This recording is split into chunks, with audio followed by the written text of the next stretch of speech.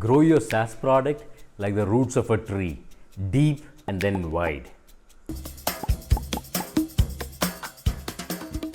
A few months back, I was talking to the founder of a growth stage product company in the logistics payment space.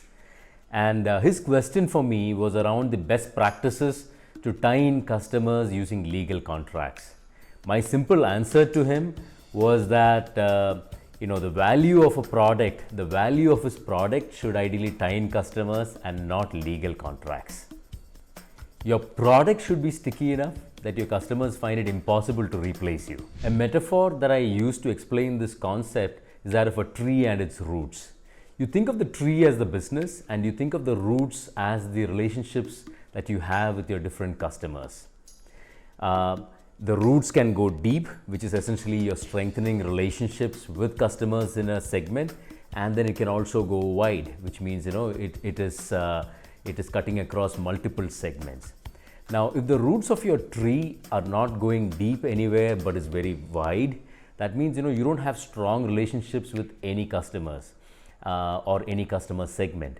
So it is very easy for a very focused competitor to come along and replace you in any or all of those segments. Whereas if you have strong relationships, that means very deep roots with in some segments at least, it is impossible to actually replace you in those segments. Then the question becomes, how do you go deep with your roots and develop those strong customer relationships? Let me illustrate that through an example. So of late, I've been advising this growth stage startup in the task management space. They've been around for a while and they've found good traction with various sub-segments within the MSME segment, which is the micro, small and medium enterprises. And I asked them, which are the different sub-segments that you want to focus on? And they gave me a list of a dozen sub-segments, including software product organizations. So they wanted to focus on software product organizations and become their task management tool of choice. Now, I didn't think it was good. I didn't think they were the right stage to go that broad or wide.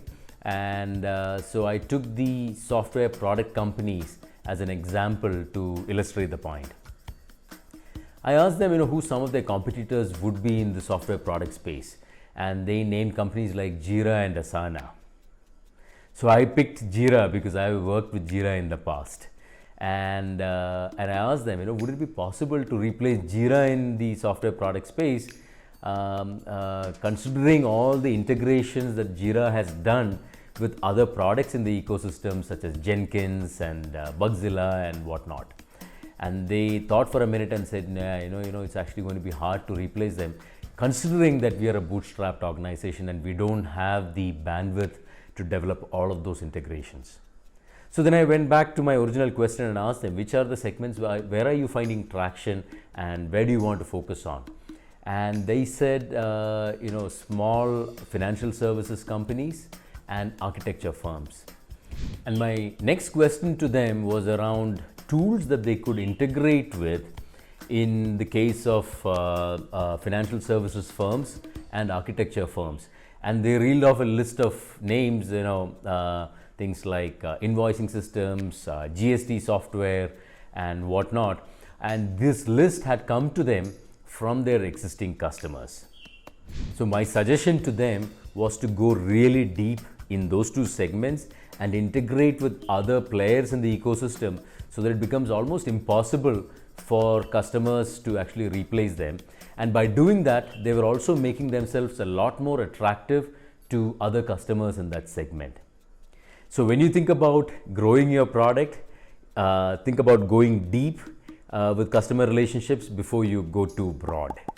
If you would like to brainstorm ideas on how to strengthen relationships with your ideal customer profile, do give me a shout and I'd be happy to have a conversation. Thank you for watching and have a good one.